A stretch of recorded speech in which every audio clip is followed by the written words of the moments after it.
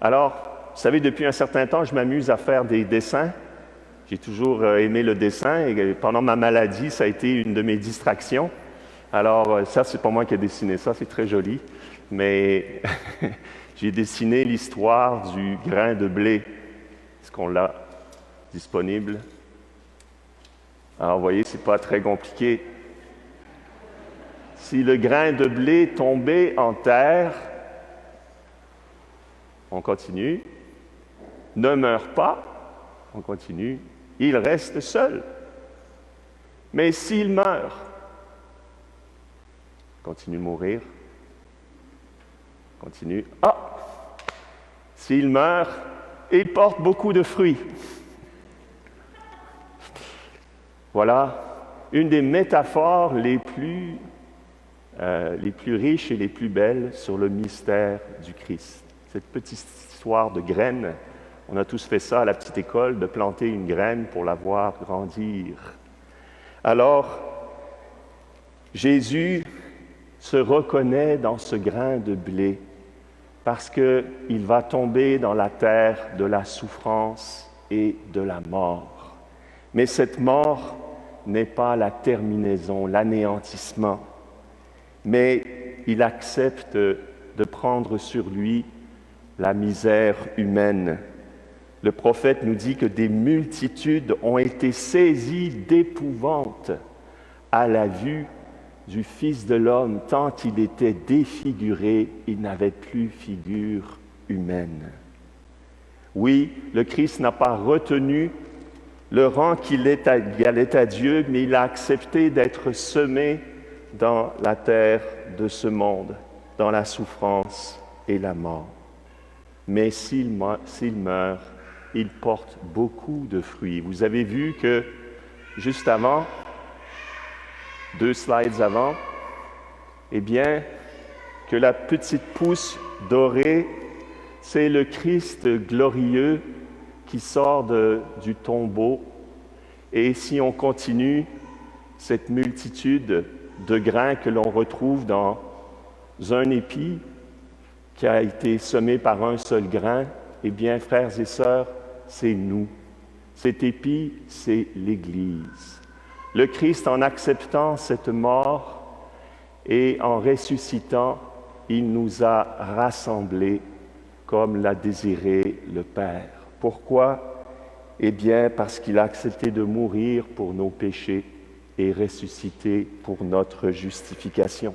Le Christ, c'est pour ainsi dire multiplié en nous qui avons été baptisés dans sa mort et qui sommes devenus membres de son corps. Jeudi soir, j'ai eu la joie à la soirée jam de chanter un chant de Johnny Cash, le roi de la musique country. Il y a un film qui a été fait sur lui, I Walk the Line, mais dans le film, ils n'ont pas mis le plus important de sa vie.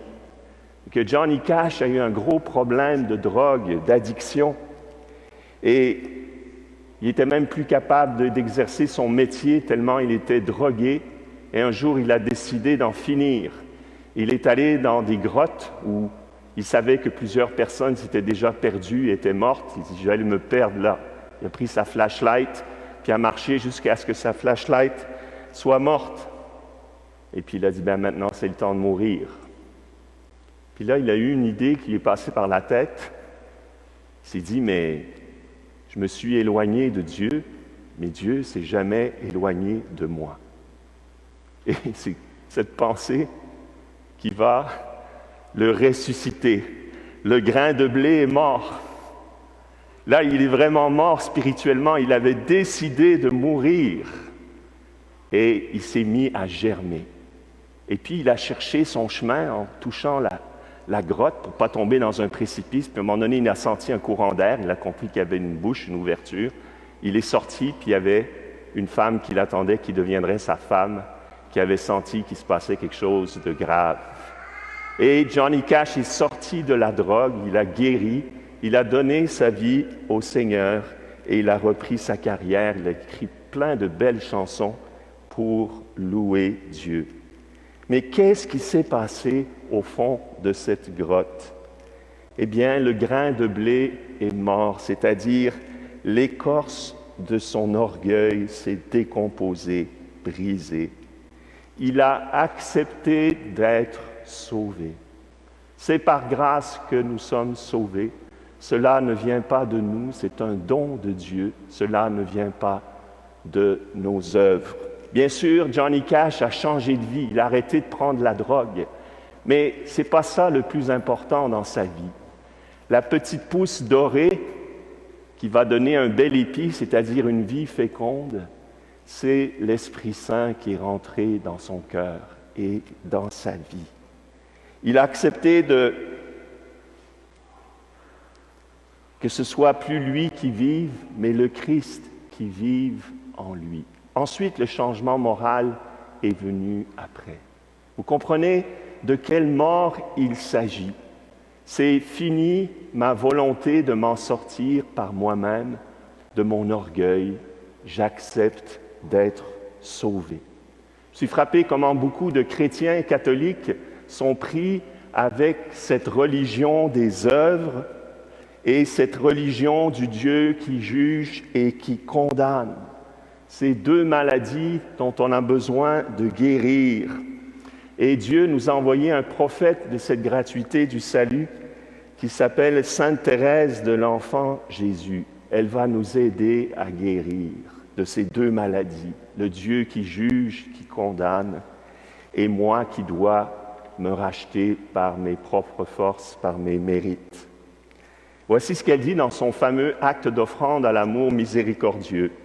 Elle dit « Seigneur, puisque vous m'avez aimé jusqu'à me donner votre propre Fils, Dieu a tant aimé le monde qu'il a donné son Fils unique, les trésors infinis de ses mérites sont à moi. » Vous savez, quand j'entends ça, ça me fait penser à cette parole de l'Évangile qui dit « Le royaume de Dieu souffre violence et c'est les violents qui s'en emparent. » Thérèse, elle s'est emparée violemment des mérites du Christ. Elle dit « C'est à moi, c'est tout entier pour moi. » Et le grain de blé est mort.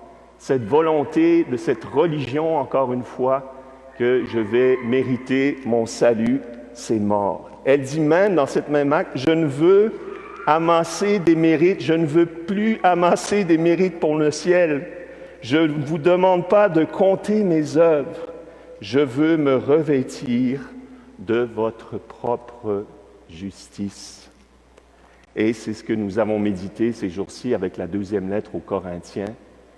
Lui qui était sans péché, Dieu l'a fait pécher afin que nous devenions justes de la justice même de Dieu. Thérèse a été comme séduite par l'amour du Christ. Elle a compris jusqu'où est allé cet amour.